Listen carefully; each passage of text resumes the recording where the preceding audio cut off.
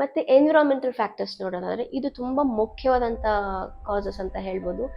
Common ಆಗಿ ನಾವೆಲ್ಲರೂ ನೋಡ್ತಾ ಇದ್ದೀವಿ ಡಿಸ್ಟ್ರಾಕ್ಷನ್ಸ್, ಅಂದರೆ ಸೋಷಿಯಲ್ ಮೀಡಿಯಾ ಡಿಸ್ಟ್ರಾಕ್ಷನ್ಸ್. ಯಾವ ಮಗು ನೋಡಿ ಮೊಬೈಲ್ ನೋಡತ್ತೆ, ಫ್ರೀ ಆಗಿದೆ ಅಂತ ನೋಡತ್ತೆ, ಬೇಜಾರಾಯಿತು ಅಂತ ನೋಡ್ತಾ ಇದ್ದೀನಿ ಅನ್ನತ್ತೆ, ಏನು ಮಾಡಬೇಕು ಅಂತ ಗೊತ್ತಿರೋ ಅದಕ್ಕೆ ನೋಡ್ತಾ ಇದ್ದೀನಿ ಅಂತೆ, ಅಥವಾ ಅಮ್ಮ ವರ್ಕ್ ಮಾಡ್ತಾ ಇದ್ದಾರೆ ಯಾರೂ ಟೈಮ್ ಕೊಡ್ತಾ ಇಲ್ಲ ನನಗೆ ಅದಕ್ಕೆ ನಾನು ನೋಡ್ತೀನಿ ಅಂತಾರೆ, ಅಥವಾ ನನಗೇನು ಫಿಸಿಕಲ್ ಆ್ಯಕ್ಟಿವಿಟಿ ಇಲ್ಲ ಏನು ಮಾಡ್ತಾ ಇಲ್ಲ. ಸೊ ನಾವು ನಮ್ಮ ಈಗಿನ ಲೈಫನ್ನ ಲೀಡ್ ಮಾಡ್ತಾ ಮಾಡ್ತಾ ಮಕ್ಕಳಿಗೆ ಫೋನ್ ಅಡಿಕ್ಟ್ಸ್ನ ಮಾಡ್ತಾ ಇದ್ದೀವಿ. ಸೊ ಈಗ ನೋಡಿ ಹೋಮ್ವರ್ಕ್ ಬರುತ್ತೆ, ಅದೆಲ್ಲ ಕೆಲವು ಸ್ಕೂಲ್ಗಳಲ್ಲಿ ಏನಾಗುತ್ತೆ ಮೊಬೈಲ್ ಮೂಲಕ ಕೂಡ ಕಳಿಸ್ತಾರೆ. ಸೊ ನಾವು ಅದಕ್ಕೆ ಎಷ್ಟು ಬೇಕೋ ಅಷ್ಟನ್ನು ಮಾತ್ರ ಬಳಸ್ಕೊಂಡು ಸ್ವಲ್ಪ ಎಂಟರ್ಟೈನ್ಮೆಂಟ್ಗೋಸ್ಕರ ಒಂದು 1/2 hour 15 minutes ಅಷ್ಟನ್ನು ಯೂಸ್ ಮಾಡಿಕೊಂಡು ಎಕ್ಸ್ಟ್ರಾ ಸುಮ್ಮನೆ ಬೇಜಾರಾಯಿತು ಅಂತ ಬಳಸ್ತಾ ಇದ್ದೀವಿ, ಫಿಸಿಕಲ್ ಆ್ಯಕ್ಟಿವಿಟಿ ಏನೂ ಇಲ್ಲ ಅದಕ್ಕೆ ಬಳಸ್ತಾ ಇದ್ದೀವಿ. ಇದನ್ನೆಲ್ಲ ಅವಾಯ್ಡ್ ಮಾಡಿಕೊಂಡು ಸೋಷಿಯಲ್ ಮೀಡಿಯಾನ ಕಡಿಮೆ ಮಾಡೋದ್ರಿಂದ ಮಕ್ಕಳ ಪರ್ಫಾರ್ಮೆನ್ಸ್ ಕೂಡ ಭಾಳ ಚೆನ್ನಾಗಾಗುತ್ತೆ. ಇನ್ನೊಂದು ಅಟ್ಮಾಸ್ಫಿಯರ್ ಹೇಗಿದೆ, ಎಕ್ಸಾಂಪಲ್ ಸ್ಕೂಲ್ ಅಟ್ಮಾಸ್ಫಿಯರ್ ಹೇಗಿದೆ, ಸ್ಕೂಲಲ್ಲಿ ಯಾವ ಥರ ಟೀಚರ್ಸ್ ಹೇಳ್ಕೊಡ್ತಾರೆ, ಮಕ್ಳಿಗೆ ಏನು ಅರ್ಥ ಆಗ್ತಿದೆ. ನಾನು ರೀಸೆಂಟಾಗಿ ಒಂದು ಕೇಸ್ ನೋಡ್ತಾ ಇದ್ದೆ.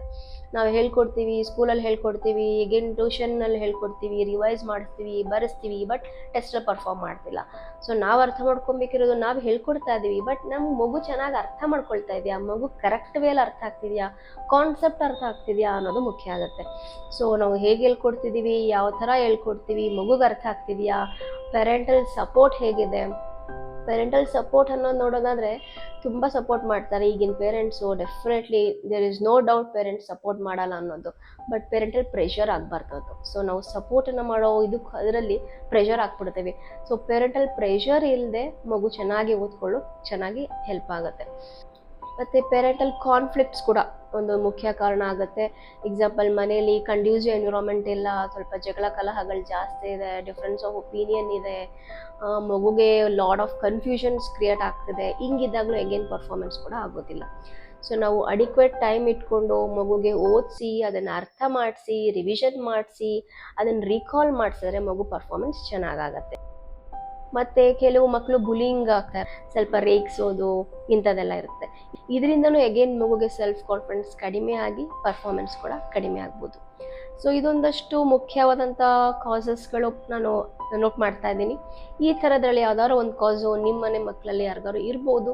ಈ ಥರ ಇದ್ದರೆ ಅದನ್ನು ನಾವು ಟ್ಯಾಕಲ್ ಮಾಡೋದ್ರಿಂದ ಮಗುವಿನ ಪರ್ಫಾರ್ಮೆನ್ಸ್ ಚೆನ್ನಾಗಾಗತ್ತೆ. ಹಾಗೆ ಇನ್ ಕೇಸ್ ನಿಮ್ಮ ಮಕ್ಕಳಲ್ಲಿ ಬೇರೆ ಯಾವುದೋ ಕಾಸ್ನ ನೀವು ಐಡೆಂಟಿಫೈ ಮಾಡಿ, ಇದರಿಂದ ನನ್ನ ಮಗು ಚೆನ್ನಾಗಿ ಓದ್ತಿರ್ಲಿಲ್ಲ, ಇದನ್ನು ನಾವು ಟ್ಯಾಕಲ್ ಮಾಡಿದ್ಮೇಲೆ ಚೆನ್ನಾಗಿ ಪರ್ಫಾರ್ಮ್ ಮಾಡ್ತದೆ, ಆ ಥರ ಏನಾದ್ರು ಇದ್ದರೆ ಸ್ವಲ್ಪ ಕಮೆಂಟ್ ಮಾಡಿ, ಸೊ ದಟ್ ಎಲ್ಲರಿಗೂ ಇದರ ಕಾಸಸ್ಗಳು ತಿಳುವಳಿಕೆ ಆಗುತ್ತೆ. ಸೊ ನನ್ನನ್ನೇನಾದರೂ ನೀವು ಡೈರೆಕ್ಟಾಗಿ ಮೀಟ್ ಮಾಡಬೇಕಂದ್ರೆ ನಾನು ಪ್ರೇರಣಾ ಹಾಸ್ಪಿಟಲ್ ಮೈಸೂರು ಕುವೆಂಪು ನಗರಲ್ಲಿ ಸಿಗ್ತೀನಿ. ಸೊ ನೀವು ನನ್ನನ್ನು ಕನ್ಸಲ್ಟ್ ಮಾಡ್ಬೋದು. ಹಾಗೆ ನನ್ನ ಕಾಂಟ್ಯಾಕ್ಟ್ ನಂಬರನ್ನ ನಾನು ಡಿಸ್ಕ್ರಿಪ್ಷನಲ್ಲಿ ಹಾಕಿರ್ತೀನಿ. ಸೊ ಏನಾದರೂ ಇದ್ದರೆ ನೀವು ಅದಕ್ಕೆ ಕಾಂಟ್ಯಾಕ್ಟ್ ಮಾಡ್ಬೋದು. ಸೊ ನೆಕ್ಸ್ಟು ನಾನು ಸೋಷಿಯಲ್ ಮೀಡಿಯಾ ಡಿಸ್ಟ್ರಾಕ್ಷನ್ಸ್ ಬಗ್ಗೆ ನಾನು ನೆಕ್ಸ್ಟ್ ವಿಡಿಯೋನ ಮಾಡ್ತಾ ಇದ್ದೀನಿ. ಅಂದರೆ ಸೋಷಿಯಲ್ ಮೀಡಿಯಾ ಅಂದರೆ ಏನು, ಯಾವ ಥರ ಡಿಸ್ಟ್ರಾಕ್ಟ್ ಆಗ್ಬೋದು, ಯಾಕೆ ಡಿಸ್ಟ್ರಾಕ್ಟ್ ಆಗುತ್ತೆ, ಇದ್ರ ಬಗ್ಗೆ ನಾನು ನೆಕ್ಸ್ಟ್ ವಿಡಿಯೋದಲ್ಲಿ ನಾನು ತಿಳಿಸ್ಕೊಡ್ತೀನಿ. Thank you.